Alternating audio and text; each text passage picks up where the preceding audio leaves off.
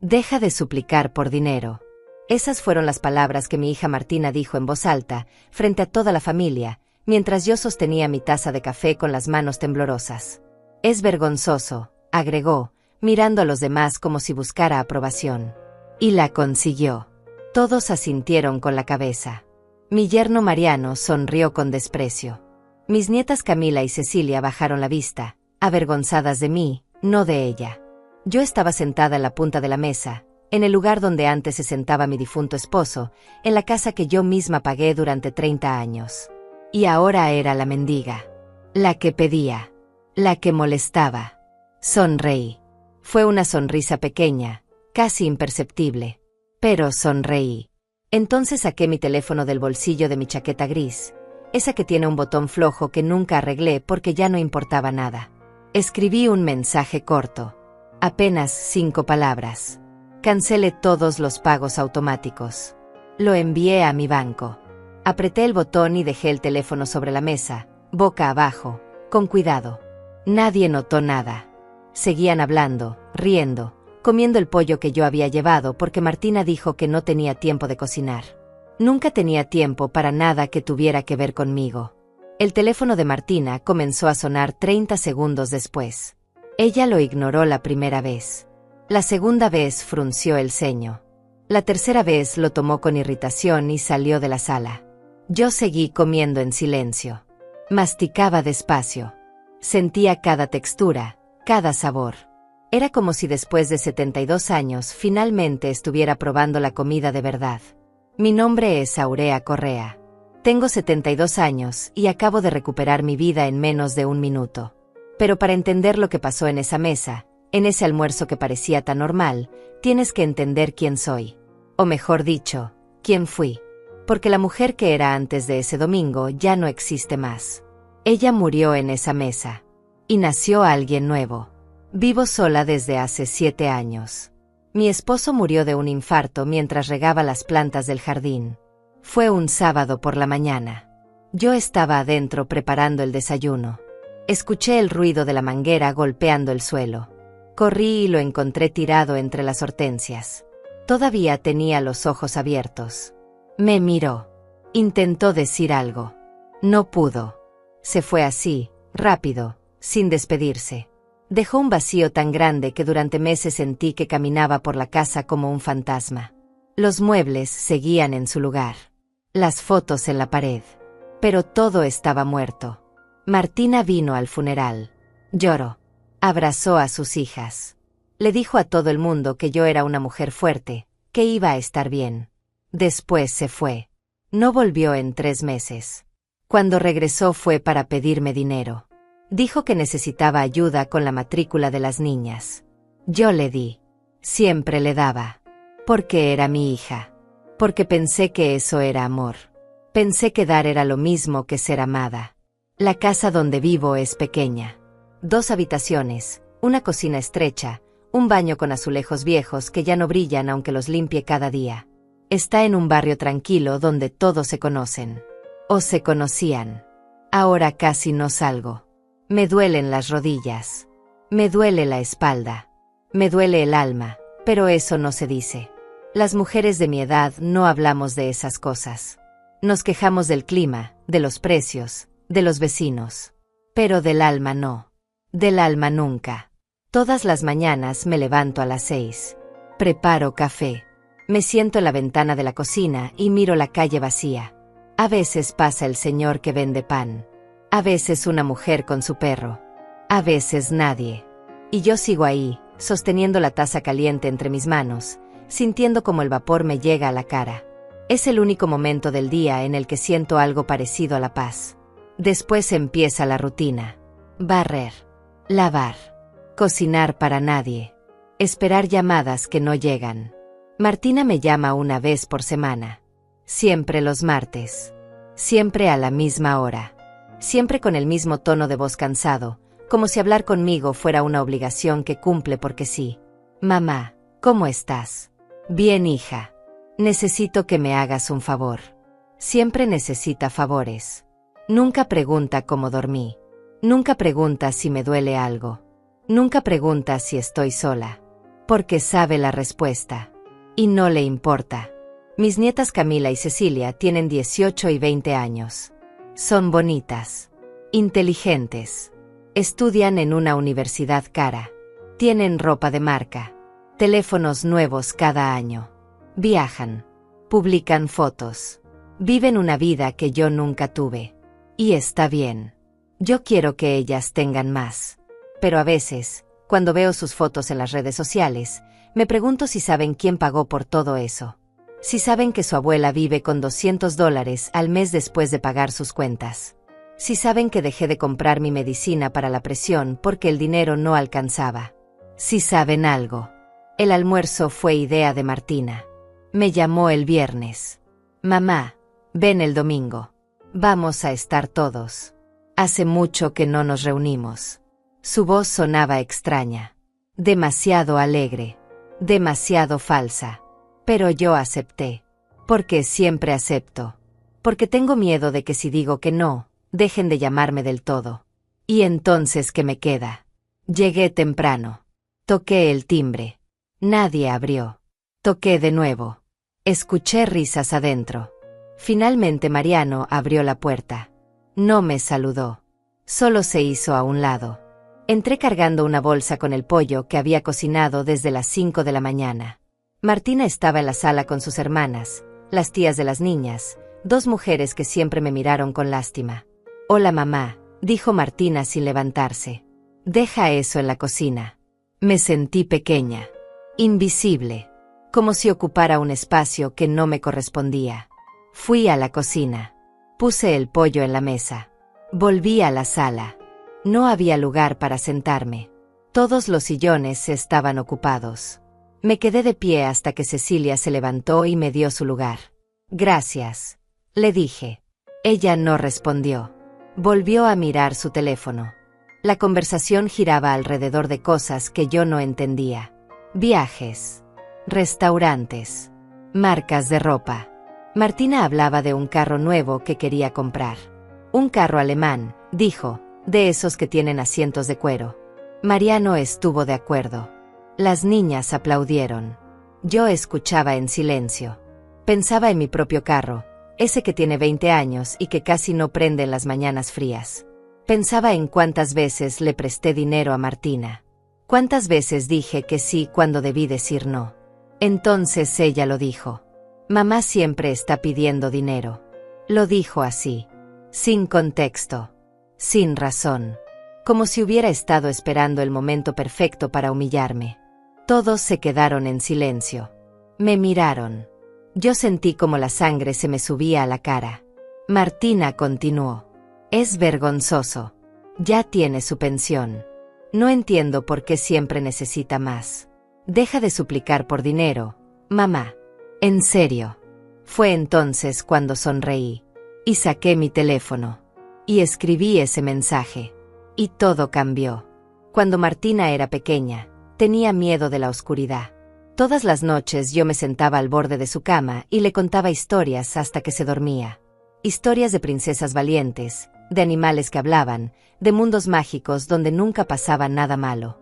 Ella me tomaba la mano y me pedía que no me fuera. Quédate mamá, decía con su voz de niña. Quédate hasta que me duerma.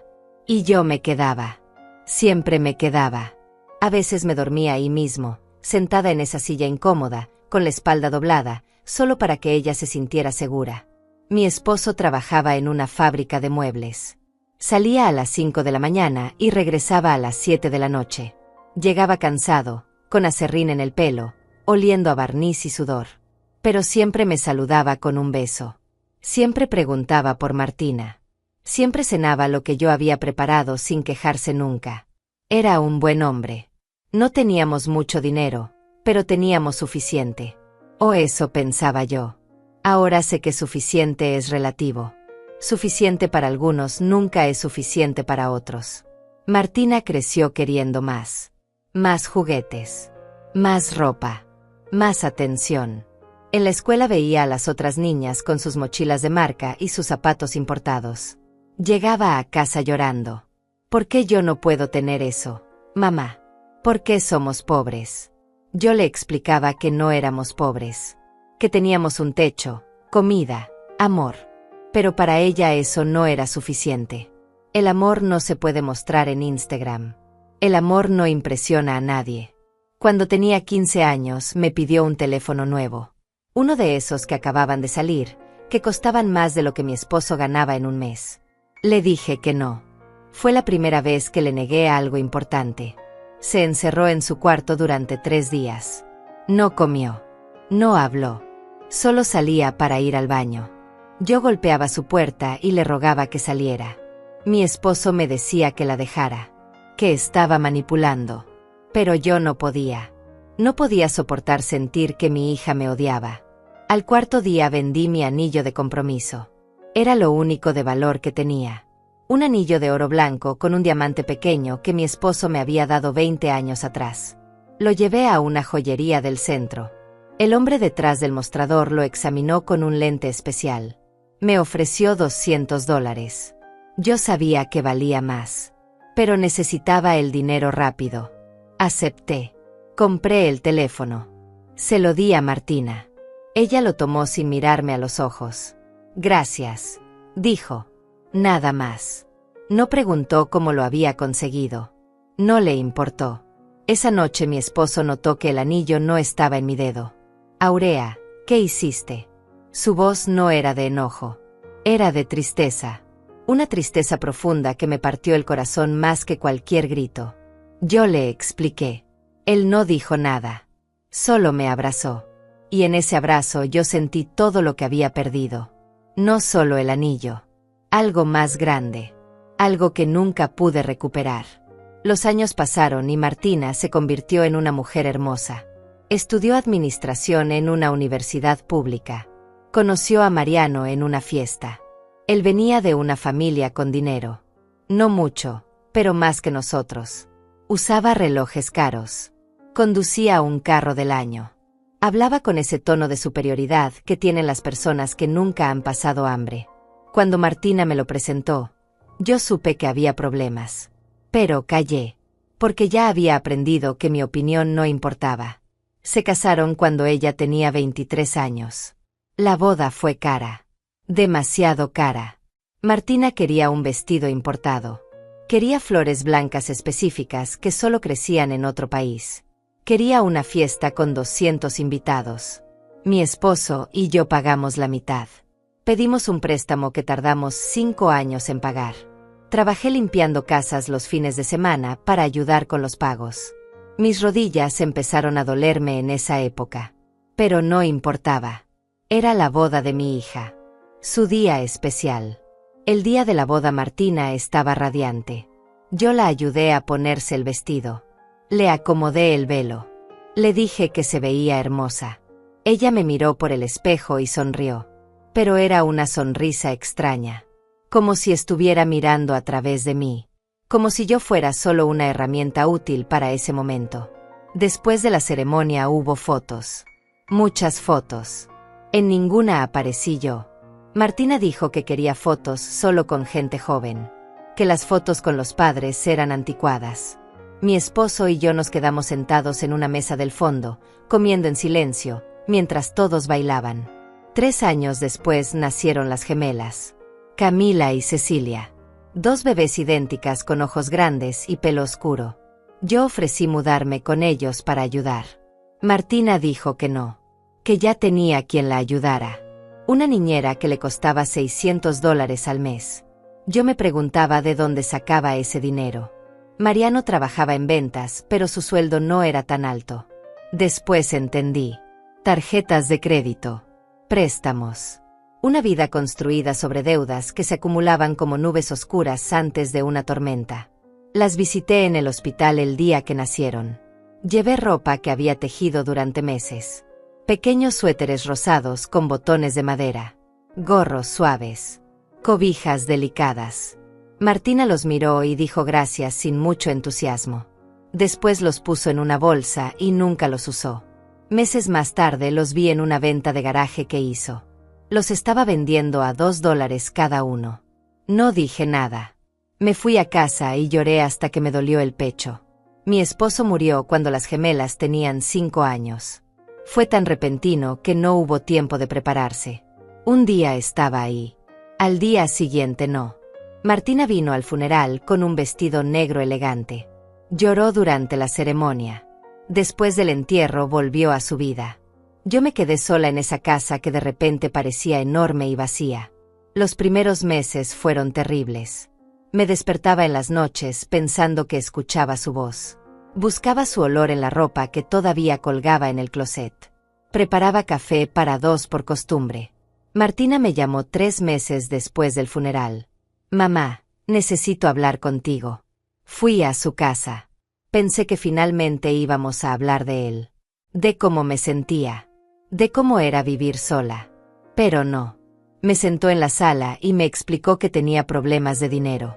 Que las tarjetas de crédito estaban al límite. Que el banco la estaba presionando. Que necesitaba ayuda. ¿Cuánto? Le pregunté. $10,000, dijo sin pestañear. Yo no tenía $10,000. Tenía la casa. Tenía la pensión de mi esposo que apenas había empezado a recibir. Tenía algunos ahorros que habíamos guardado para emergencias. Le dije que no podía darle esa cantidad. Ella se enojó. Me dijo que era egoísta. Que ella era mi única hija. Que papá hubiera querido que la ayudara. Usó su memoria como un arma. Y funcionó. Vendí el carro de mi esposo. Un carro viejo pero que funcionaba bien. Lo vendí por $8,000. Le di ese dinero a Martina. Ella lo tomó y prometió que me lo devolvería. Nunca lo hizo. 6 meses después volvió a pedir más. Y yo volví a dar. Porque pensé que eso era lo que hacían las buenas madres. Pensé que si seguía dando, ella eventualmente me vería. Me valoraría. Me amaría de vuelta. Pero no pasó. Cada vez que le daba dinero, ella se alejaba más. Las llamadas se hicieron menos frecuentes. Las visitas casi desaparecieron. Las gemelas crecieron sin conocerme realmente. Para ellas, yo era solo una señora mayor que aparecía en Navidad con regalos baratos. No sabían que su ropa, su escuela, sus vacaciones, todo estaba pagado con mi silencio y mi sacrificio. El dolor de no ser vista es peor que el dolor físico. Las rodillas se pueden operar. La espalda se puede tratar. Pero el corazón roto de una madre que dio todo y no recibió nada a cambio no tiene cura. Solo tiene decisiones. Y yo estaba a punto de tomar una. La llamada del martes llegó puntual como siempre. Eran las 3 de la tarde. Yo estaba doblando ropa limpia en mi cuarto cuando el teléfono sonó. Martina. Su nombre apareció en la pantalla y sentí ese nudo familiar en el estómago. Esa mezcla de esperanza y miedo que siempre me provocaba. Esperanza de que esta vez fuera diferente. Miedo de saber que no lo sería. Mamá, necesito que hablemos. Su voz sonaba seria. Más seria que de costumbre. Claro, hija, dime. Voy a hacer un almuerzo familiar el domingo. Quiero que vengas. Van a estar las niñas, Mariano, algunas personas más. Hace mucho que no nos reunimos. El tono era extraño. Demasiado formal. Como si estuviera leyendo un guión. Pero yo no presté atención a esas señales. Solo escuché la palabra almuerzo y pensé que finalmente me estaba incluyendo. Por supuesto que voy, le dije. ¿Quieres que lleve algo? Hubo una pausa. Una pausa larga.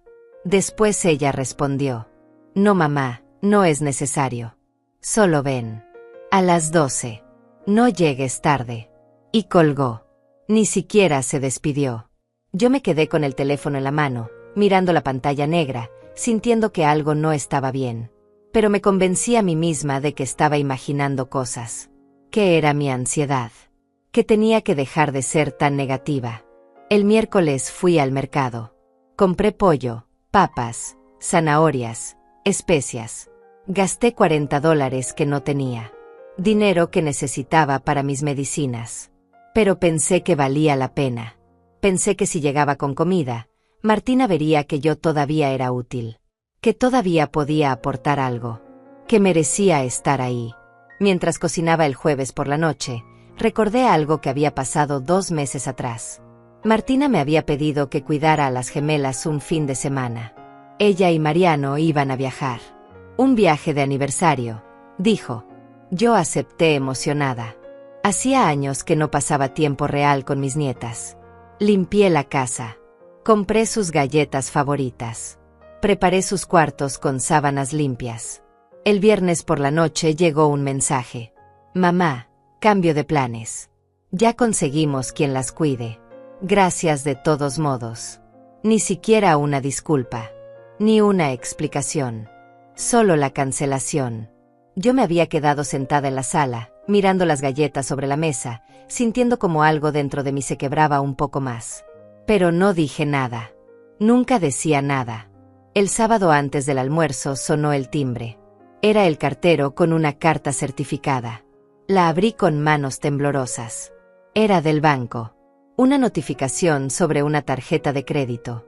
Pero no era mi tarjeta. Era una tarjeta que estaba a mi nombre, pero que yo nunca había solicitado. El balance era de $40,000. $40,000 en compras que yo no había hecho. En lugares donde yo nunca había estado. Tiendas de ropa de marca. Restaurantes caros. Salones de belleza. Una joyería. Llamé al banco inmediatamente. La mujer al otro lado de la línea revisó la cuenta. Señora Correa, esta tarjeta fue solicitada hace 8 años. Los pagos mínimos se han estado haciendo automáticamente desde su cuenta principal. Cada mes se debitan $300. Yo sentí que el piso se movía debajo de mis pies. $300. Cada mes. Durante 8 años. Casi $30,000 en pagos mínimos, mientras la deuda seguía creciendo por los intereses. Revisé mis estados de cuenta bancarios. Ahí estaba. Cada mes. Pago automático a una tarjeta que no sabía que existía. ¿Cómo era posible? ¿Quién había hecho esto? Y entonces lo supe. Solo una persona tenía acceso a mi información. Solo una persona conocía todos mis datos. Martina. Cuando mi esposo murió, ella me ayudó con los trámites del banco. Dijo que era para facilitarme las cosas. Que yo no entendía de esas cosas modernas. Yo confié. Le di todo. Mi número de seguro social. Mis claves. Todo. Me senté en el sofá y sostuve esa carta durante horas. La leí una y otra vez esperando que las palabras cambiaran. Que fuera un error. Pero no lo era. Mi hija me había robado. No de una vez. Sino lentamente. Mes tras mes. Año tras año. Mientras yo vivía con $200 al mes preguntándome por qué el dinero nunca alcanzaba. Mientras dejaba de comprar mis medicinas. Mientras comía arroz con huevo 4 días a la semana para ahorrar. Ella estaba gastando mi pensión en caprichos. Esa noche no dormí. Me quedé despierta mirando el techo, sintiendo una mezcla de rabia y tristeza que nunca había experimentado. Quería llamarla. Gritarle. Preguntarle cómo pudo hacerme esto. Pero algo me detuvo. Una voz pequeña dentro de mí que decía espera. Observa. No muestres tus cartas todavía. El domingo llegó frío y gris. Me levanté a las 5 de la mañana y terminé de cocinar el pollo. Lo sazoné como a ella le gustaba cuando era niña. Con ajo, comino, un toque de limón. Lo envolví en papel aluminio y lo puse en una bolsa térmica. Me duché. Me puse mi mejor ropa. Una blusa blanca que había comprado en una tienda de segunda mano. Un pantalón negro que tenía 15 años pero que todavía se veía decente. Zapatos cómodos porque mis pies ya no soportaban los tacones. Llegué a su casa a las 12 en punto. Era una casa grande en un vecindario nuevo. Con jardín. Con 2 carros en la entrada. Con esa apariencia de éxito que tanto le importaba a Martina. Toqué el timbre. Escuché voces adentro. Risas. Pasos. Pero nadie abría. Volví a tocar. Finalmente la puerta se abrió. Mariano estaba ahí con una copa de vino en la mano. No sonrió. Solo se hizo a un lado. Entré cargando mi bolsa. El olor a comida ya llenaba la casa. Alguien más había cocinado. Por supuesto. Mi comida no era necesaria. Nunca lo fue. Era solo una excusa. Una prueba. Fui a la cocina y dejé la bolsa sobre la mesa. Había bandejas con comida cara. Carnes importadas. Ensaladas gourmet. Postres de una pastelería francesa. Y ahí estaba mi pollo humilde envuelto en papel aluminio. Fuera de lugar. Como yo. Volví a la sala. Todos estaban ahí. Martina con un vestido que costaba más que mi renta. Las gemelas con sus teléfonos nuevos. Dos mujeres que no conocía pero que me miraron de arriba abajo con ese juicio silencioso que no necesita palabras. Mariano volvió a sentarse sin ofrecerme nada de tomar. Nadie se levantó a saludarme. Hola mamá, dijo Martina desde el sofá. Siéntate donde puedas. Donde puedas. No había lugar. Todos los asientos estaban ocupados. Me quedé de pie sintiéndome como una intrusa en la casa de mi propia hija. Finalmente Cecilia se levantó y me dio su lugar. No me miró. No dijo nada. Solo se fue a sentar al suelo con su hermana. Yo me senté en el borde del sofá, con la espalda recta, las manos sobre las rodillas, esperando que alguien me hablara. La conversación fluía alrededor mío como si yo fuera invisible. Hablaban de un viaje a Europa que estaban planeando. De un carro nuevo que Mariano quería comprar. De una cartera que Martina había visto y que costaba $2,000. $2,000 por una cartera. Yo pensé en mi bolso viejo con el cierre roto que arreglé con un alfiler. Pensé en los $40,000 de deuda. Pensé en todo lo que había perdido. Y entonces Martina lo dijo. Mamá siempre está pidiendo dinero. Las palabras cayeron como piedras en un estanque silencioso. Todos dejaron de hablar. Me miraron. Yo sentí como mi corazón se aceleraba. ¿Qué dijiste?, pregunté con voz baja. Ella se acomodó en su asiento y me miró directamente a los ojos. Lo que oíste. Siempre estás pidiendo dinero.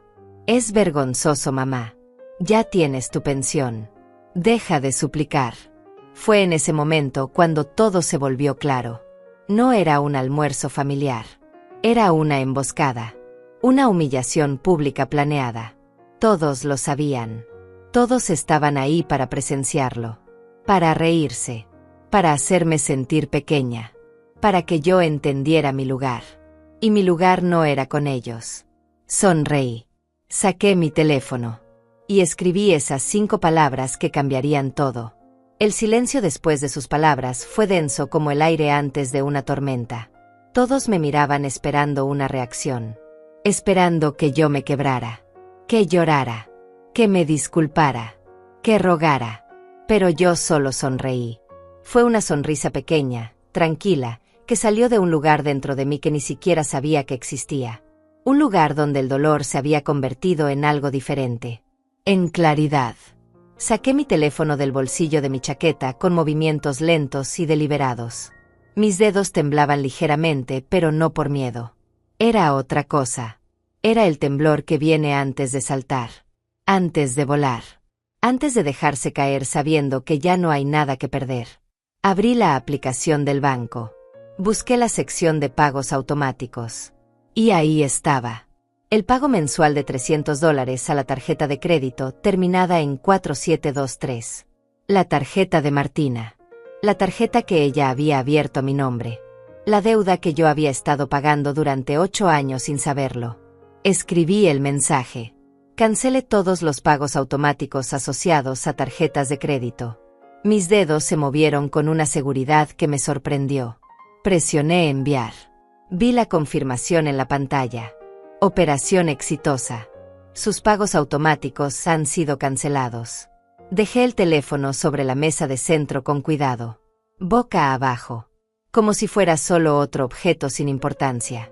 Como si no acabara de detonar una bomba. Martina seguía hablando. Había encontrado su ritmo. Estaba disfrutando su momento. Miren, yo entiendo que es difícil ser vieja y estar sola. Pero mamá tiene que entender que nosotros también tenemos nuestras vidas. Nuestros gastos. No podemos estar sosteniendo a alguien que debería poder mantenerse sola. Las 2 mujeres que no conocía asintieron. Una de ellas hasta murmuró algo sobre la responsabilidad personal. Mariano tomó un trago de su vino y sonrió. Yo seguía sentada en el borde del sofá. Mis manos descansaban sobre mis rodillas. Podía sentir la textura áspera de mi pantalón bajo las palmas. Podía escuchar el tic-tac del reloj en la pared. Podía oler el perfume caro de Martina mezclado con el vino y la comida. Todos mis sentidos estaban agudizados. Era como si después de años de vivir dormida finalmente estuviera despertando. El teléfono de Martina vibró sobre la mesa. Ella lo miró.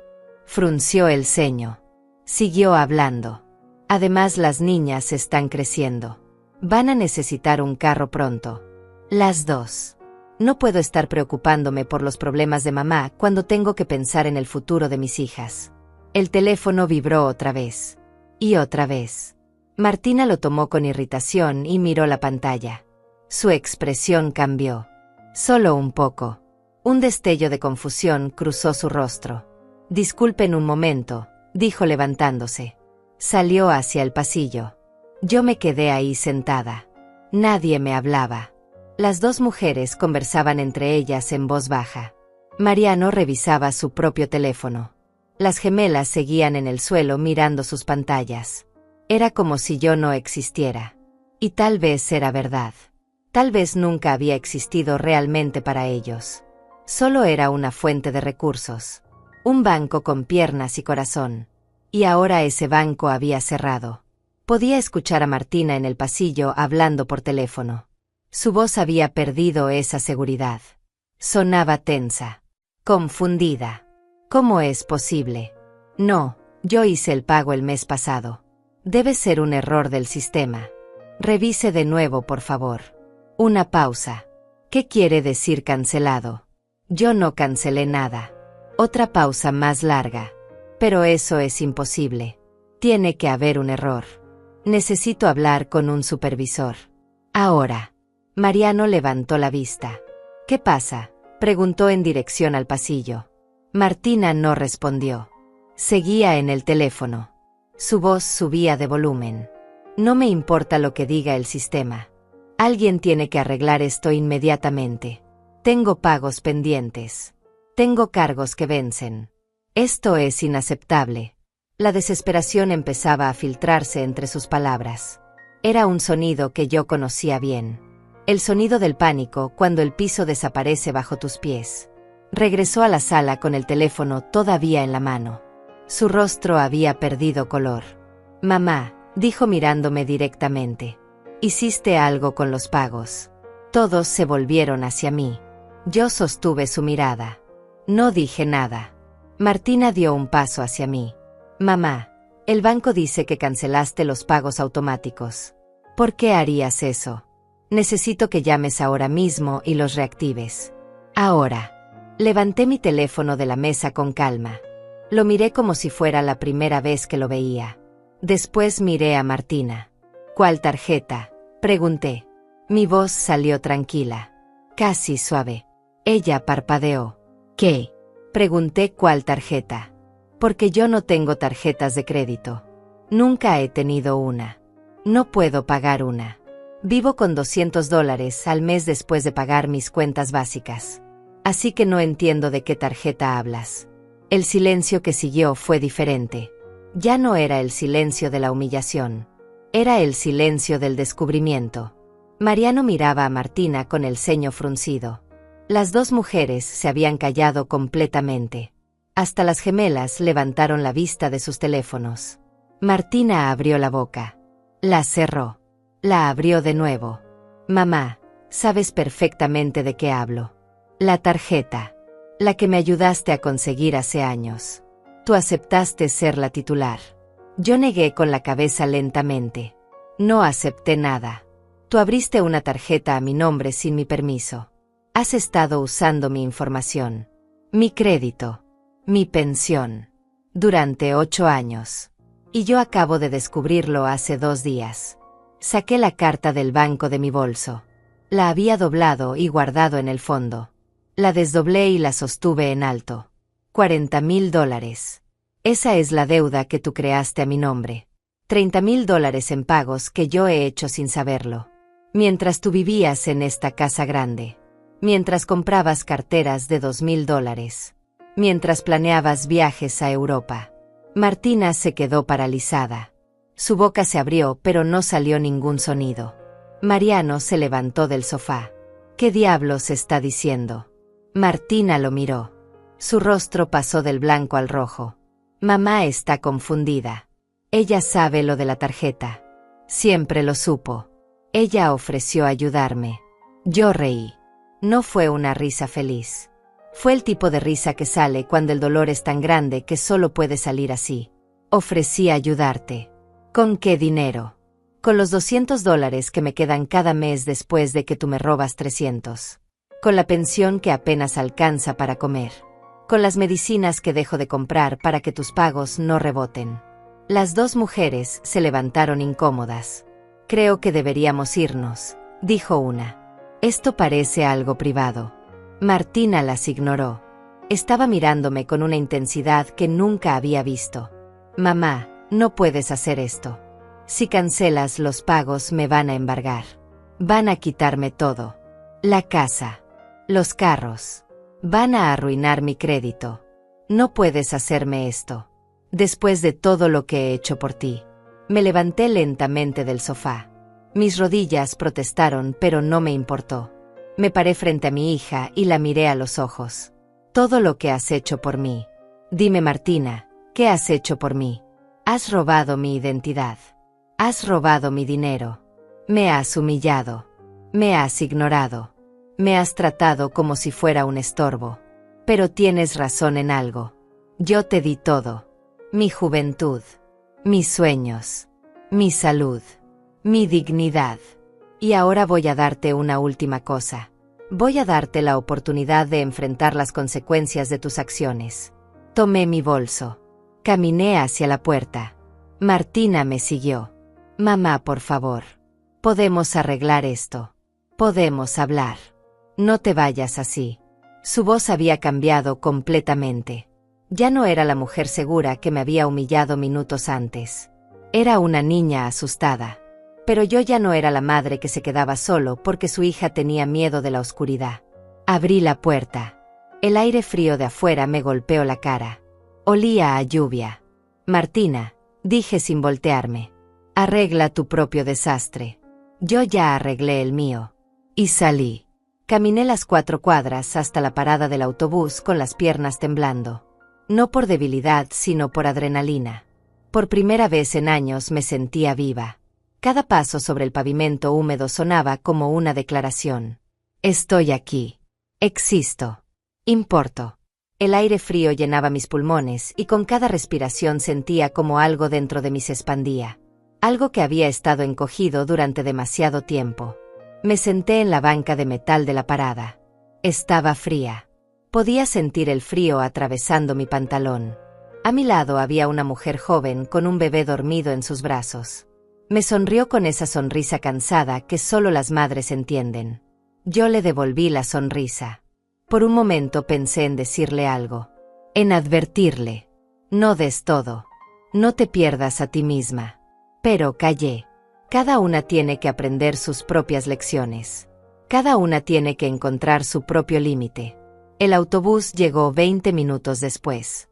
Me senté en un asiento junto a la ventana. Mientras el autobús avanzaba por las calles, saqué mi teléfono. Tenía 17 llamadas perdidas de Martina. 23 mensajes. No los abrí. No todavía. Necesitaba pensar. Necesitaba planear. Porque cancelar los pagos era solo el primer paso. Ahora venía lo difícil. Protegerme. Asegurarme de que esto no se volviera en mi contra. Llegué a mi casa cuando el sol empezaba a esconderse. La casa estaba fría y oscura como siempre. Prendí las luces. Me preparé un té. Me senté en la mesa de la cocina con la carta del banco frente a mí. Necesitaba ayuda. Ayuda legal. Ayuda de alguien que entendiera de estas cosas. Pero los abogados costaban dinero que yo no tenía. Pensé en llamar a algún servicio gratuito, pero era domingo. Todo estaba cerrado. Entonces recordé algo. Alguien. Marcos Fajardo. Un nombre que no había pensado en años. Marcos vivía en la casa de al lado cuando Martina era pequeña. Era un niño tímido con lentes gruesos y rodillas raspadas. Su madre trabajaba 3 empleos. Su padre los había abandonado. A veces el niño llegaba a mi puerta con hambre. Yo le daba de comer. Le ayudaba con la tarea. Le compraba útiles escolares cuando su madre no podía. Nunca pedí nada a cambio. Era solo lo correcto. Marcos se había ido del barrio cuando tenía 18. Consiguió una beca para la universidad. Estudió Derecho. Yo fui a su graduación. Su madre lloró de orgullo. Marcos me abrazó y me dijo que nunca olvidaría lo que había hecho por él. Después perdimos contacto. La vida pasó. Pero yo guardaba una foto de su graduación en un cajón. En el reverso él había escrito su número de teléfono. Si alguna vez necesitas algo, Doña Aurea. Lo que sea. Fui a mi cuarto y busqué en el cajón de las cosas viejas. Fotos amarillentas. Cartas. Recuerdos de una vida que parecía tan lejana. Encontré la foto. Marcos con su toga y birrete. Sonriendo con esa sonrisa que le iluminaba toda la cara. Di vuelta la foto. El número seguía ahí escrito con tinta negra. Probablemente ya no funcionaba. Probablemente él ya no se acordaba de mí. Pero tenía que intentar. Marqué el número con dedos temblorosos. Sonó una vez. 2 veces. 3 veces. Estaba a punto de colgar cuando alguien contestó. Hola. Era una voz de hombre. Más grave de lo que recordaba, pero reconocible. Marcos. Pregunté. Sí, ¿quién habla? Hubo un silencio largo. Doña Aurea. Su voz cambió completamente. Dios mío. Doña Aurea. ¿Cómo está? ¿Dónde está? Está bien. Las palabras salieron de mí como un río que se desborda. Le conté todo. La tarjeta de crédito. Los pagos automáticos. La deuda de $40,000. La humillación del almuerzo. Cómo había cancelado los pagos. Cómo tenía miedo de que Martina encontrara la manera de seguir usando mi información. Cómo no sabía qué hacer.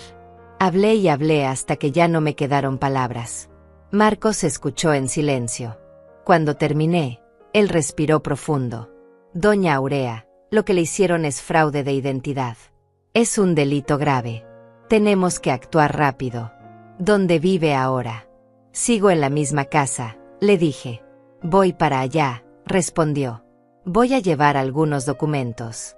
Necesito que busque todo lo que tenga. Estados de cuenta. La carta del banco. Cualquier cosa relacionada con esa tarjeta. Voy a ayudarla. Se lo debo.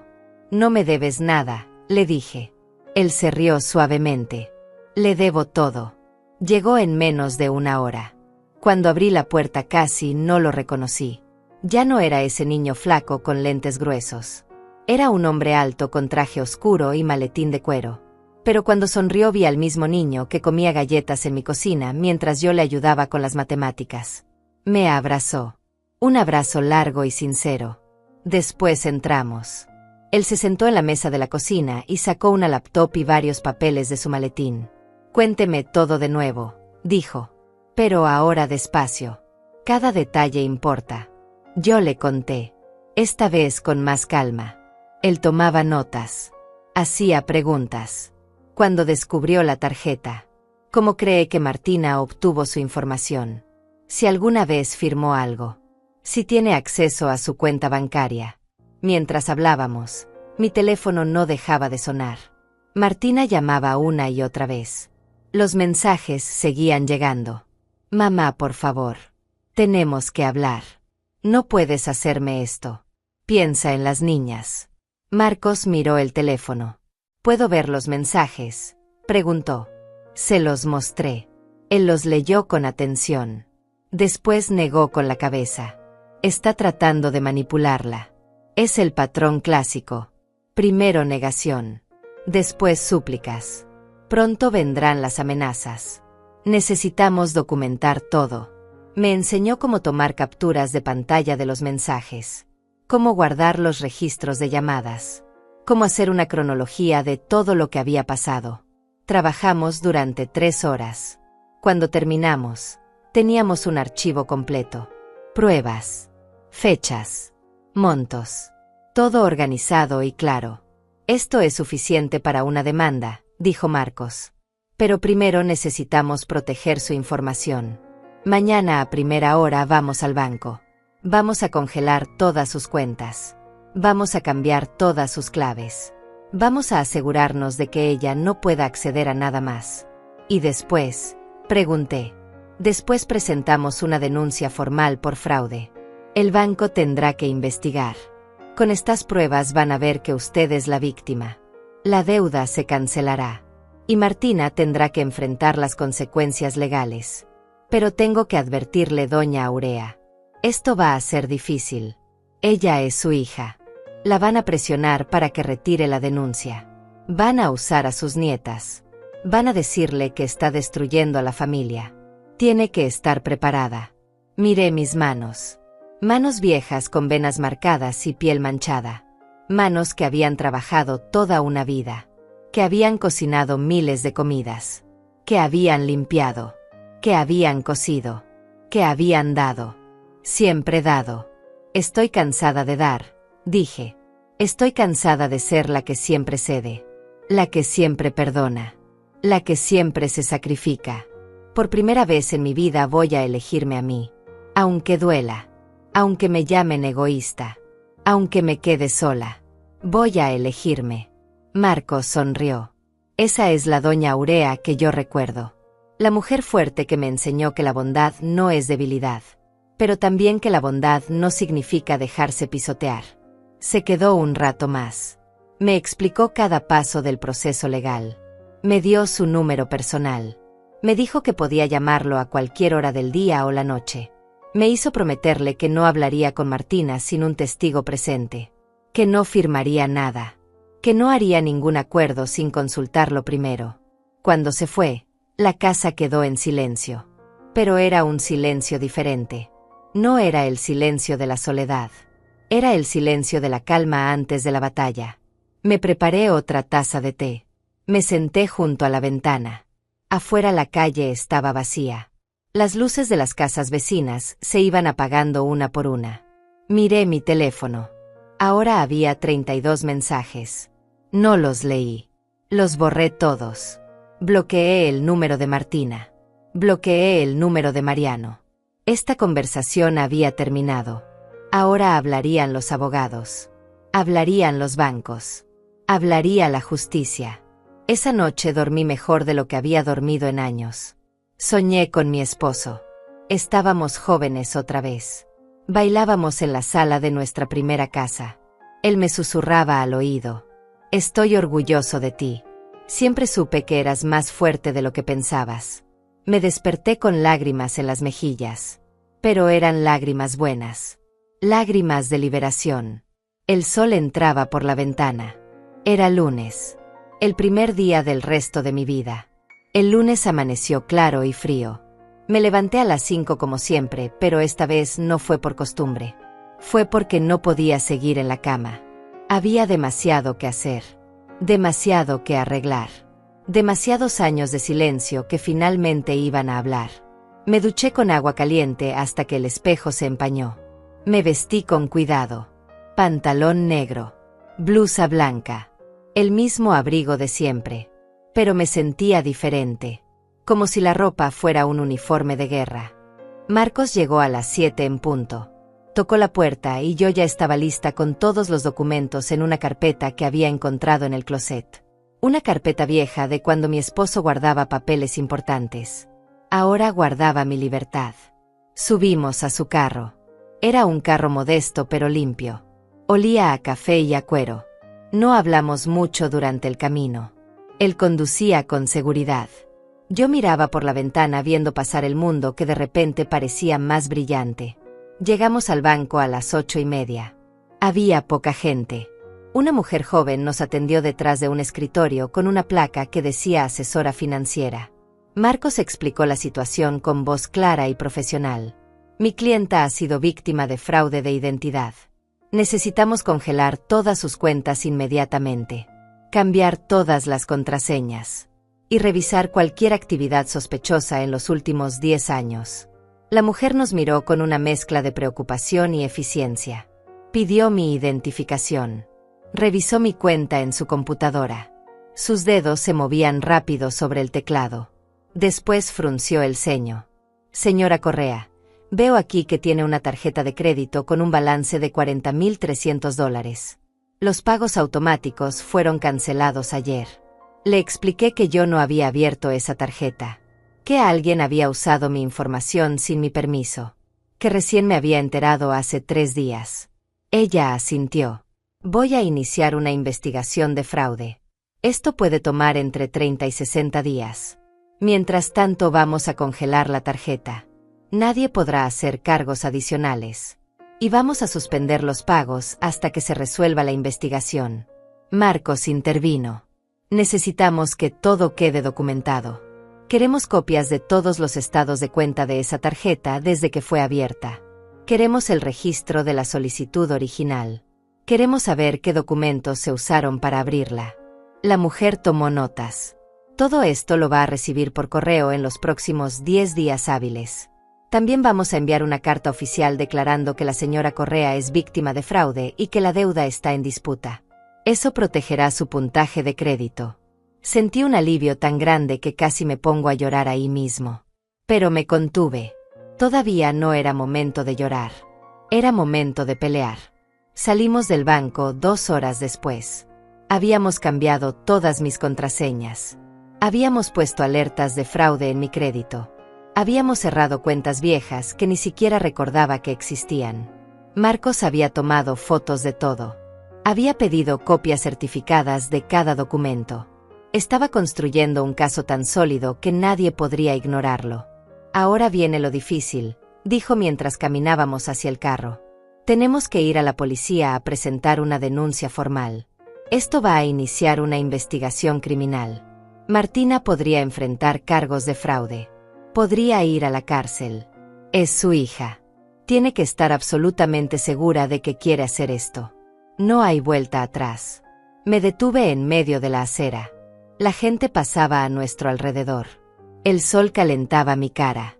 Cerré los ojos por un momento. Vi a Martina pequeña en mi cama con miedo de la oscuridad. Vi a Martina adolescente llorando porque no tenía el teléfono que quería. Vi a Martina adulta en su casa grande mirándome con desprecio. Vi todos los momentos, los buenos y los malos. Y entendí algo. El amor no significa proteger a alguien de las consecuencias de sus acciones. A veces el amor significa dejar que caigan para que puedan aprender a levantarse. Abrí los ojos. Estoy segura, le dije a Marcos. Vamos a la policía. Fuimos a la estación más cercana. Era un edificio gris con paredes gruesas y olor a café viejo. Nos sentamos en una sala de espera con sillas de plástico. Había otras personas ahí. Un hombre con un ojo morado. Una mujer joven llorando en silencio. Un anciano dormido con la boca abierta. Todos con sus propias tragedias. Todos esperando su turno para ser escuchados. Nos llamaron después de 40 minutos. Un oficial nos llevó a una oficina pequeña. Era joven. Quizás la edad de Martina. Se presentó como el oficial Jeremías Palma. Nos sentamos frente a su escritorio lleno de papeles y tazas de café vacías. Marcos explicó la situación de nuevo. El oficial escuchaba mientras tomaba notas en una computadora vieja que hacía ruido al escribir. Cuando Marcos terminó, el oficial me miró directamente. Señora Correa, entiende que está presentando una denuncia criminal contra su hija. Si la investigación confirma el fraude, ella enfrentará cargos. Esto aparecerá en su récord. Podría ir a prisión. ¿Está dispuesta a continuar? Sí, respondí. Mi voz salió más firme de lo que esperaba. Estoy dispuesta. El oficial asintió. Necesito que me cuente todo con sus propias palabras. Desde el principio. Y así lo hice. Le conté de la carta del banco. De los pagos automáticos que nunca autoricé. Del almuerzo donde me humillaron. De cómo descubrí que había estado pagando su deuda durante 8 años. Hablé durante casi 1 hora. El oficial escribía todo. Hacía preguntas. Pedía fechas específicas. Nombres. Cantidades. Cuando terminé me dio un formulario para firmar. Esta es su declaración oficial. Al firmar está confirmando que todo lo que dijo es verdad bajo pena de perjurio. Leí cada palabra antes de firmar. Marcos revisó el documento también. Cuando estuve lista tomé la pluma. Mi mano tembló solo un segundo. Después firmé con letra clara. Aurea Correa. Mi nombre. Mi vida. Mi verdad. El oficial me dio una copia de la denuncia. Vamos a contactar al banco para obtener los registros. Vamos a entrevistar a su hija. Le recomiendo que no hable con ella sin su abogado presente. Cualquier cosa que diga puede ser usada en la investigación. Entendido, dijo Marcos. Mi clienta no hará ningún contacto. Salimos de la estación de policía cerca del mediodía. El sol estaba alto y brillante. Marcos me llevó a almorzar a un pequeño restaurante. Yo no tenía hambre, pero él insistió. Tiene que comer, doña Aurea. Los próximos días van a ser intensos. Necesita mantener su fuerza. Pedimos sopa y pan. Yo comí lentamente. Cada cucharada me costaba trabajo. No por el sabor, sino porque mi estómago estaba hecho un nudo. Había cruzado un punto de no retorno. Mi hija me odiaba antes. Ahora me odiaría más. Pero por primera vez ese odio no me rompía. Porque finalmente me estaba eligiendo a mí misma. Después del almuerzo, Marcos me llevó a su oficina. Era un espacio pequeño en un edificio viejo. Había pilas de expedientes en todas partes. Una foto de su madre en la pared. Un título enmarcado. Libros de leyes en estantes improvisados. Se sentó detrás de su escritorio y abrió su laptop. Ahora necesitamos prepararnos para lo que viene. Martina va a contratar un abogado. Van a intentar negociar. Van a ofrecer pagarte algo para que retires la denuncia. No acepte nada sin consultarme primero. También necesitamos pensar en su seguridad, continuó. Sé que suena extremo, pero he visto casos donde los familiares se ponen violentos cuando enfrentan consecuencias legales. ¿Tiene algún lugar donde pueda quedarse por unos días? Pensé en mi casa vacía. En mis vecinos que apenas me saludaban. No tenía a nadie. No tengo a dónde ir, admití. Marcos asintió. Puede quedarse en la casa de mi madre por ahora. Ella vive sola desde que yo me mudé. Le encantaría la compañía. Y yo me quedaría más tranquilo sabiendo que no está sola. No quiero causar molestias, dije. Él se rió. Doña Aurea, usted nunca podría causar molestias. Además, se lo debo. Insisto. Acepté porque realmente no tenía otra opción. Y porque la idea de pasar otra noche sola en esa casa me aterraba. No tenía miedo de Martina físicamente.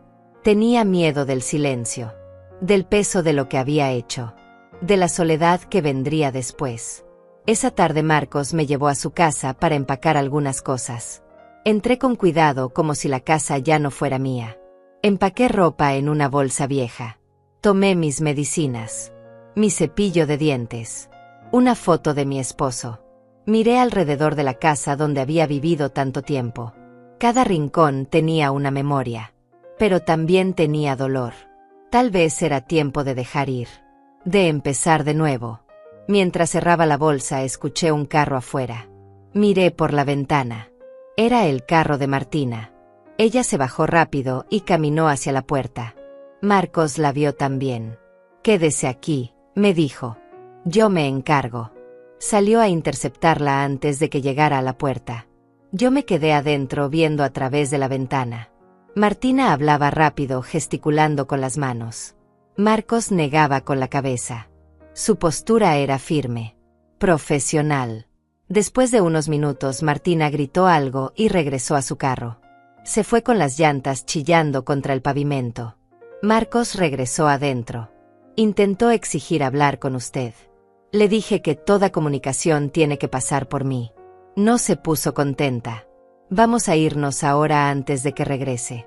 Subimos a su carro. Mientras nos alejábamos vi mi casa haciéndose pequeña en el espejo. No sabía cuándo volvería. O si volvería. Pero en ese momento no importaba. Estaba viva. Estaba luchando. Y eso era suficiente. La casa de la madre de Marcos era pequeña y acogedora.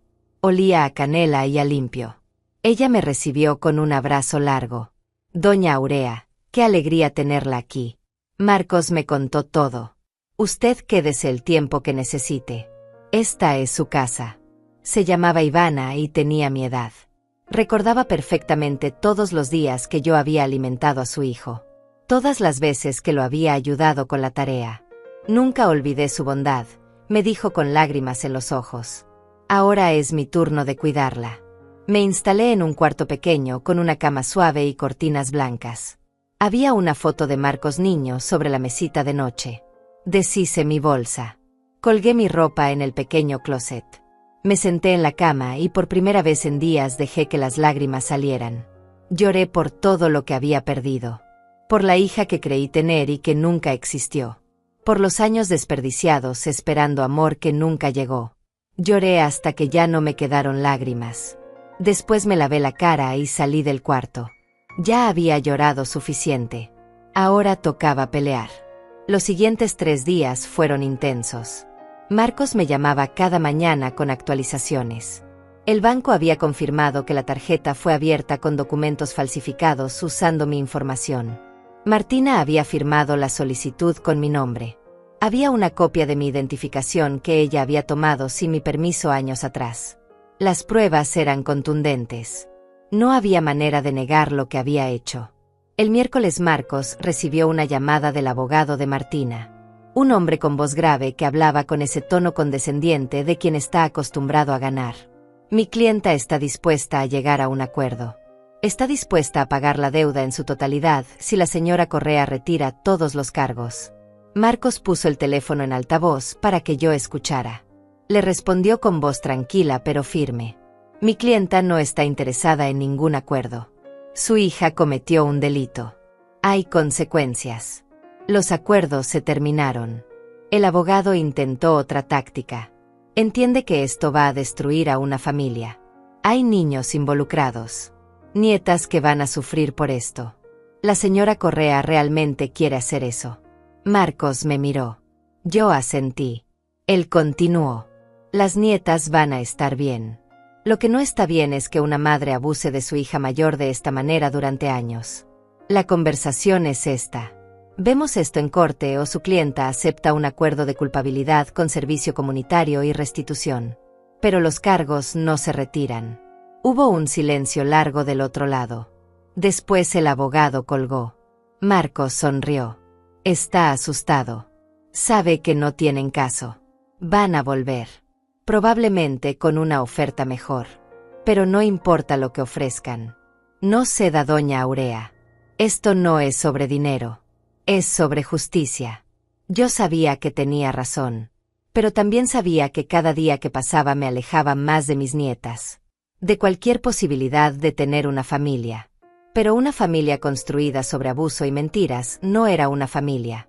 Era una prisión. El jueves llegó un paquete certificado a la casa de Ivana.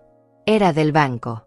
Adentro había todos los estados de cuenta de la tarjeta desde que fue abierta. 8 años de transacciones. Marcos y yo los revisamos uno por uno en la mesa del comedor. Restaurantes caros. Tiendas de ropa de marca. Salones de belleza. Un viaje a Cancún. Otro a Miami. Muebles. Electrónicos. Joyas. Miles y miles de dólares gastados en lujos mientras yo comía arroz con huevo y dejaba de comprar mis medicinas. Había una transacción que me partió el corazón. Hace 3 años. Un cargo por $2,500 en una joyería. La fecha era el día de mi cumpleaños. Ese año Martina no me llamó. No me visitó. No me felicitó. Yo pasé el día sola llorando. Y ella estaba en una joyería comprando algo caro con mi dinero. En mi cumpleaños. Marcos vio mi cara. Lo siento, doña Aurea, dijo suavemente. Yo negué con la cabeza. No lo sientas. Esto es exactamente lo que necesitaba ver. Para recordar por qué estoy haciendo esto. El viernes el abogado de Martina llamó de nuevo. Esta vez su tono era diferente. Menos arrogante. Más desesperado. Mi clienta está dispuesta a admitir responsabilidad. Está dispuesta a entrar en un programa de restitución. A pagar todo lo que debe en cuotas. Pero necesita que la señora Correa retire la denuncia penal. Un récord criminal va a arruinar su vida. No va a poder conseguir trabajo. Va a perder su casa. Sus hijas van a sufrir. Marcos me miró. Yo respiré profundo. Dígale a su clienta, hablé directamente hacia el teléfono, que tuvo 8 años para pensar en las consecuencias. Tuvo 8 años para decir la verdad, para pedir perdón, para dejar de robarme. En lugar de eso me humilló públicamente. Me llamó mendiga. Me trató como basura. Ahora va a enfrentar lo que viene.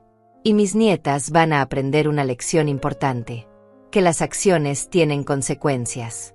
Que el dinero fácil siempre tiene un precio. Que la familia no es una excusa para el abuso.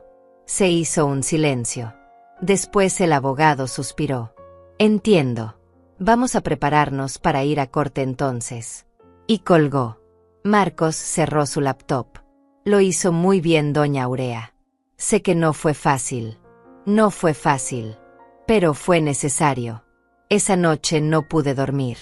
Me quedé despierta mirando el techo pensando en todo lo que había perdido y todo lo que estaba ganando. Estaba perdiendo una hija que nunca realmente tuve. Pero estaba ganando algo más valioso. Me estaba ganando a mí misma. El sábado por la mañana Ivana me preparó un desayuno grande. Huevos, frijoles, tortillas calientes, café fuerte. Come, me dijo. Necesitas energía. Hoy va a ser un día difícil.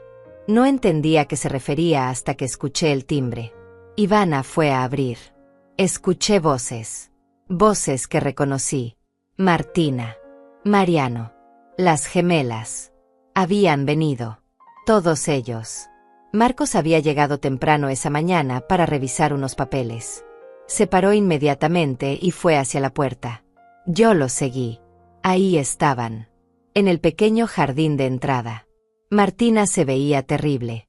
Ojos hinchados. Pelo sin lavar. Ropa arrugada. Las gemelas estaban detrás de ella. Camila lloraba. Cecilia miraba al suelo. Mariano parecía furioso. Tenía la mandíbula apretada y los puños cerrados. Mamá, por favor, gritó Martina cuando me vio. Por favor, necesito hablar contigo. Marcos se interpuso. Ya le dije que toda comunicación tiene que pasar por mí. Están violando la orden de no contacto. Necesitan irse ahora o llamo a la policía. No hay ninguna orden, gritó Mariano. Esto es un asunto familiar. No necesitamos abogados. Necesitamos sentido común. Marcos sacó su teléfono. Hay una orden desde el miércoles. Fue procesada por el juez después de que ustedes fueron a la casa de la señora Correa y la intimidaron. Tienen prohibido acercarse a menos de 100 metros. Están violando esa orden ahora mismo. Tengo 10 segundos antes de llamar a la policía. 10, 9, 8. Abuela, por favor, gritó Camila. Mi mamá cometió un error. Pero te necesita. Nosotras te necesitamos. No dejes que la metan a la cárcel. Por favor. Su voz se quebró. Cecilia también comenzó a llorar. Yo sentí como si me estuvieran arrancando el corazón del pecho. Quería correr hacia ellas. Abrazarlas. Decirles que todo iba a estar bien. Pero me quedé donde estaba. Porque no todo iba a estar bien. No todavía. No así. Marcos seguía contando. 7, 6, 5. Martina dio un paso adelante. Mamá, hice cosas horribles. Lo sé. Fui egoísta. Fui cruel.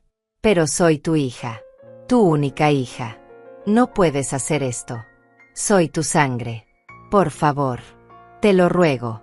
Su voz era pura desesperación. Pero yo recordé el almuerzo. Recordé cómo me había mirado. Cómo había disfrutado humillándome. Y algo dentro de mí se endureció. No, dije. Mi voz salió clara y firme. No voy a retirar nada. Durante 72 años puse a todos antes que a mí. A tu padre. A ti. A tus hijas. Me olvidé de mí misma completamente. Me convertí en sombra. En banco. En sirvienta. Y nunca fue suficiente. Nunca fui suficiente. Pero ya no más. Por primera vez en mi vida me estoy eligiendo. Y si eso significa perderte, entonces que así sea. Porque ya te había perdido hace mucho tiempo. Martina se quedó paralizada. Mariano explotó. Esto es ridículo.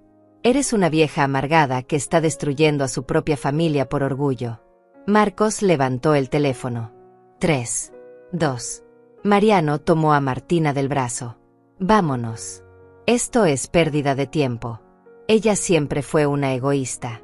Ahora lo está demostrando. Empezó a jalarla hacia el carro. Las gemelas lo siguieron llorando.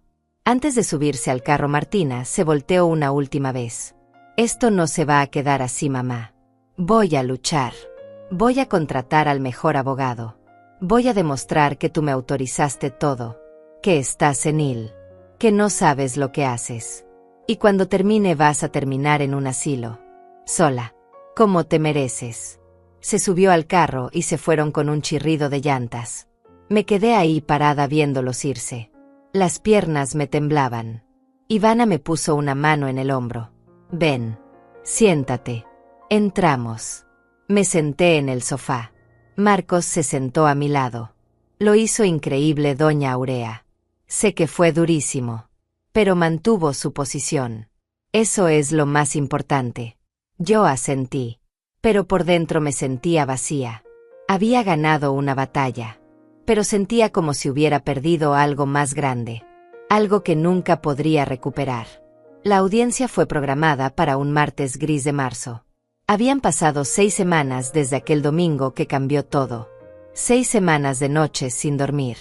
De segundas opiniones sobre mi decisión. De momentos donde casi llamaba a Martina para decirle que todo estaba bien. Pero Marcos siempre estaba ahí. Recordándome. Mostrándome los estados de cuenta. Las transacciones. Las mentiras documentadas en papel. Llegamos temprano al juzgado. Era un edificio viejo con pasillos largos y olor a documentos antiguos. Marcos llevaba su mejor traje. Yo llevaba un vestido sencillo que Ivana me había prestado. Nos sentamos en una banca de madera a esperar. Podía escuchar mi propio corazón latiendo en mis oídos. Cada paso en el pasillo me hacía saltar. Cada vez que se abría una puerta pensaba que era ella. Y entonces llegó. Martina entró con su abogado. Un hombre alto con traje caro y maletín de cuero. Ella se veía diferente. Más delgada. Más pálida. Llevaba un traje oscuro y poco maquillaje. Su abogado probablemente le había dicho que se vistiera humilde. Que pareciera arrepentida. Nuestras miradas se cruzaron por un segundo. En sus ojos vi algo que nunca había visto antes. Miedo real. Después miró hacia otro lado. Nos llamaron a entrar. La sala era pequeña. El juez era un hombre mayor con lentes gruesos y expresión seria. Nos sentamos en nuestros lugares. El fiscal presentó el caso. Fraude de identidad. Uso no autorizado de información personal. Deuda acumulada de $40,322. Pagos no autorizados por un total de $28,000 durante 8 años. Las cifras sonaban aún más grandes en voz alta. Aún más reales. El abogado de Martina habló. Argumentó que había sido un malentendido. Que mi hija había creído tener mi autorización. Que yo había estado involucrada en las decisiones financieras. Que sufría de problemas de memoria por mi edad avanzada. Mintió con tanta convicción que casi me hizo dudar de mi propia verdad. Casi. Entonces Marcos presentó las pruebas. Los documentos del banco mostrando que yo nunca firmé la solicitud. La carta original donde descubrí el fraude. Los registros de mis propios gastos mostrando que vivía con menos de $200 mensuales. Las transacciones de Martina en restaurantes donde gastaba esa cantidad en una sola comida. La cronología completa. Los mensajes después del almuerzo. Todo estaba ahí. Imposible de negar. El juez revisó cada documento en silencio. El único sonido era el papel moviéndose entre sus dedos. Después miró a Martina. Señora Correa, tiene algo que decir. Martina se levantó. Su abogado le había preparado un discurso. Se notaba. Su voz temblaba, pero las palabras sonaban ensayadas. Cometí errores. Tomé decisiones equivocadas. Pero nunca quise lastimar a mi madre. La amo. Soy su única hija. Mis hijas la necesitan. Por favor, su señoría, denme la oportunidad de arreglar esto. El juez la escuchó sin expresión. Después se dirigió a mí. Señora Correa, la mayor. Usted es la víctima aquí. ¿Tiene algo que decir antes de que tome mi decisión? Marcos me había preparado para este momento. Pero todas las palabras que habíamos practicado desaparecieron de mi mente. Me levanté despacio. Mis rodillas protestaron. Miré a mi hija. Durante 72 años, aprendí que el amor se demuestra con sacrificio. Di todo lo que tenía. Mi tiempo, mi dinero, mi salud, mi dignidad. Pensé que eso era amor. Pero me equivoqué. El amor verdadero no es permitir que alguien te destruya. No es ser cómplice de tu propio maltrato. Mi hija no necesita mi perdón ahora. Necesita enfrentar las consecuencias de sus acciones. Porque solo así aprenderá. Y solo así mis nietas aprenderán que en la vida no se puede construir felicidad sobre el dolor ajeno. Me senté. La sala estaba en completo silencio. El juez asintió lentamente. Después habló. El caso es claro. Hay fraude comprobado. Señora Martina Correa, la encuentro culpable de fraude de identidad y uso no autorizado de instrumentos financieros. La sentencio a 2 años de libertad condicional. 500 horas de servicio comunitario. Y deberá pagar restitución completa de $68,322 a la víctima. Esto incluye el monto de la deuda más los pagos que su madre hizo sin autorización. El pago debe comenzar dentro de 30 días. Martina se desplomó en su silla. Su abogado puso una mano en su hombro. El juez continuó. Además queda registrado en su récord criminal. Cualquier violación de los términos de la libertad condicional resultará en prisión inmediata. Golpeó su martillo. Caso cerrado. Se levantó y salió de la sala. Marcos me abrazó. Lo logramos, susurró. Yo no sentí victoria. Solo sentí un cansancio profundo. Un peso que finalmente podía soltar. Salimos de la sala. En el pasillo Mariano esperaba. Cuando nos vio su cara se torció de rabia. Espero que estés feliz, gritó. Destruiste a tu propia hija. Destruiste a tu familia. Las niñas nunca te van a perdonar. Yo tampoco. Eres una vieja amargada y cruel. Marcos dio un paso hacia él. Pero yo lo detuve. Dejé que Mariano gritara. Dejé que sacara todo su veneno. Cuando terminó lo miré directamente a los ojos. Dile a mis nietas, dije con voz calmada, que cuando estén listas para conocer la verdad, yo estaré aquí. Diles que su abuela no las abandonó. Que su abuela se eligió. Y que espero que ellas aprendan a hacer lo mismo. Después me di la vuelta y salimos. En las siguientes semanas, los efectos de la sentencia se hicieron visibles. Martina tuvo que vender su casa grande. Tuvo que vender uno de los carros. Tuvo que conseguir un trabajo real por primera vez en años. Empezó a hacer pagos pequeños de $200 mensuales. Tardaría años en pagar todo. Pero no era mi problema. Ya no. El banco canceló la deuda a mi nombre.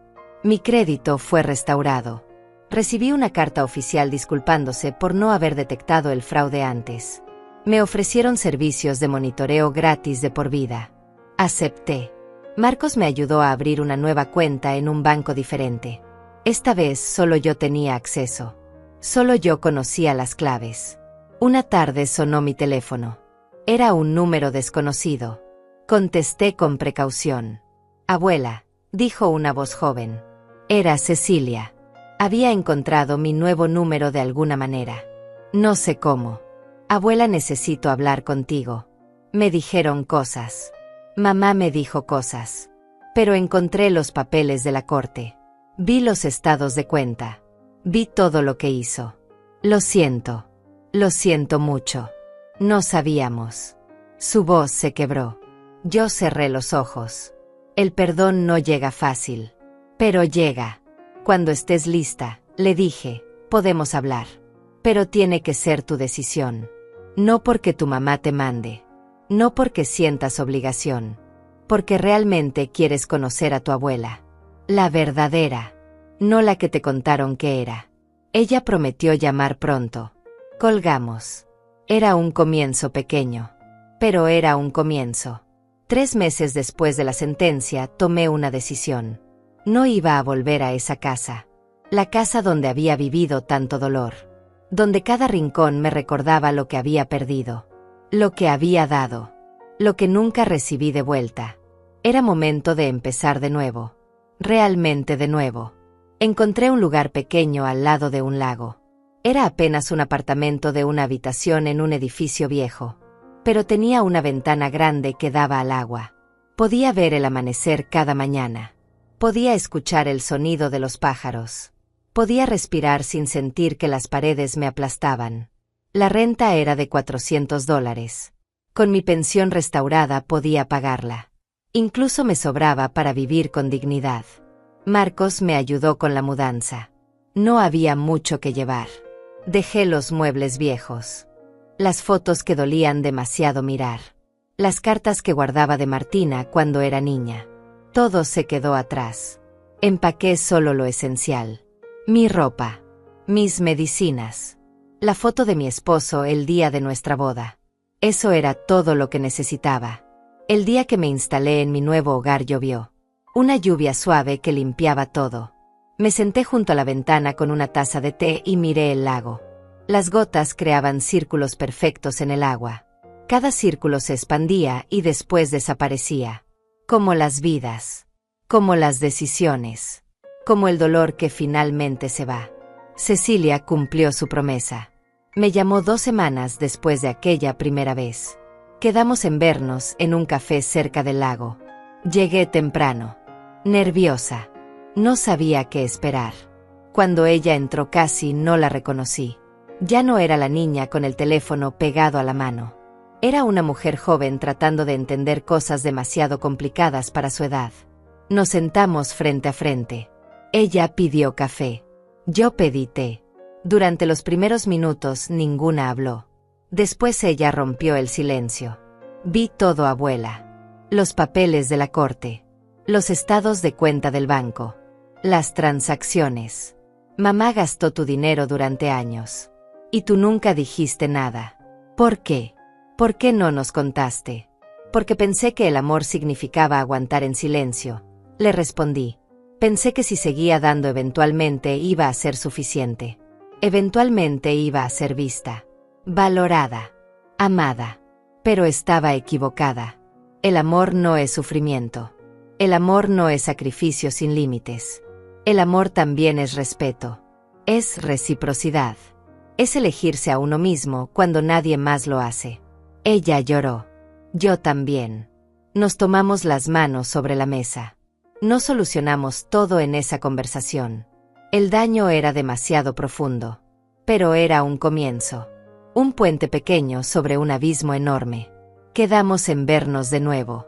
En construir algo nuevo. Algo honesto. Algo real. Camila tardó más en acercarse. Pero eventualmente también lo hizo. Las visitas se volvieron regulares. No hablábamos de Martina. No todavía. Ese dolor era demasiado fresco. Pero hablábamos de otras cosas. De sus estudios. De sus sueños. De lo que querían hacer con sus vidas. Y yo las escuchaba. Realmente las escuchaba. No como la abuela que daba dinero. Sino como la mujer que había sobrevivido. Que había luchado. Que se había elegido. Empecé a hacer cosas que nunca había hecho. Me uní a un grupo de mujeres mayores que caminaban alrededor del lago cada mañana. Aprendí a tejer de nuevo. Algo que había abandonado años atrás porque no tenía tiempo. Porque siempre estaba resolviendo los problemas de otros. Ahora tenía todo el tiempo del mundo. Una tarde mientras tejía junto a la ventana recibí un sobre. No tenía remitente. Lo abrí con cuidado. Adentro había una carta escrita a mano. La letra era de Martina. Reconocí esa caligrafía que yo misma le había enseñado cuando tenía 6 años. Mamá, no espero que me perdones. No espero que me entiendas. Solo necesito que sepas que finalmente lo veo. Veo todo lo que hice. Todo lo que te quité. No solo dinero. Te quité dignidad. Respeto. Amor. Te traté como si no importaras. Y lo peor es que lo hice conscientemente. Lo disfruté. Disfruté sentirme superior. Disfruté tenerte bajo mi control. Estoy enferma, mamá. Lo sé ahora. La terapia me está ayudando a ver cosas que no quería ver. No te pido perdón. No lo merezco. Solo te pido que sepas que mis hijas están bien. Que están conociendo a la abuela que merecían siempre tener. Y eso me da paz. Aunque yo no la tenga. Martina. Leí la carta 3 veces. Después la guardé en un cajón. No estaba lista para perdonar. Tal vez nunca lo estaría. Pero había algo en esas palabras. Un reconocimiento. Un principio de verdad. Era más de lo que había tenido en 72 años. Los meses pasaron. El verano llegó con su calor y sus atardeceres largos. Cumplí 73 años. Mis nietas me hicieron una pequeña fiesta junto al lago. Trajeron pastel, velas, regalos hechos por ellas mismas. No eran cosas caras. Eran cosas con amor, con tiempo, con presencia. Soplé las velas y pedí un deseo. No pedí por Martina. No pedí por reconciliación. Pedí por mí. Por más días como estos. Por más amaneceres junto al agua. Por más paz. Una mañana, mientras caminaba alrededor del lago, vi mi reflejo en el agua. Una mujer mayor con pelo blanco y arrugas profundas. Pero también vi algo más. Vi fuerza. Vi dignidad. Vi a alguien que había sobrevivido. Que había luchado. Que se había negado a desaparecer. Recordé a la mujer que era hace un año. Sentada en aquel almuerzo siendo humillada. Sintiéndose pequeña. Invisible. Esa mujer ya no existía. Había muerto en esa mesa. Y en su lugar nació alguien nuevo. Alguien que sabía su valor. Que no negociaba su dignidad. Que entendía que el amor propio no es egoísmo.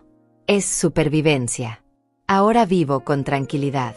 Con menos dinero del que tenía cuando pagaba deudas ajenas, pero con más riqueza de la que jamás tuve.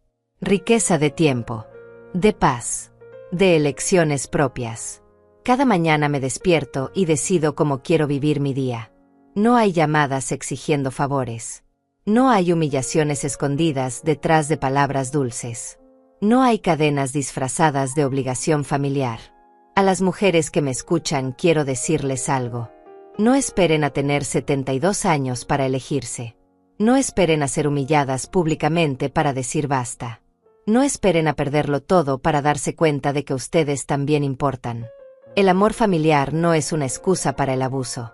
La sangre no justifica el maltrato. Y está bien alejarse de quien las lastima. Incluso si es su propia hija. Incluso si duele. Incluso si quedan solas. Porque estar sola en paz es mejor que estar acompañada en guerra. Porque la familia verdadera no es la que comparte tu sangre. Es la que respeta tu vida. La que valora tu existencia. La que te ve. La que te elige así como tú las eliges. Yo elegí tarde. Pero elegí. Y esa elección me salvó la vida. Si mi historia les llegó al corazón, si sintieron algo mientras la escuchaban, les pido que dejen un comentario. Que compartan con alguien que necesite escuchar esto. Que le den like. Porque cada like me dice que no estoy sola. Que mi historia importa. Que mi dolor tuvo propósito. Y que tal vez, solo tal vez, alguien más encontrará el valor para elegirse antes de que sea demasiado tarde. Gracias por escucharme. Gracias por verme. Gracias por estar aquí.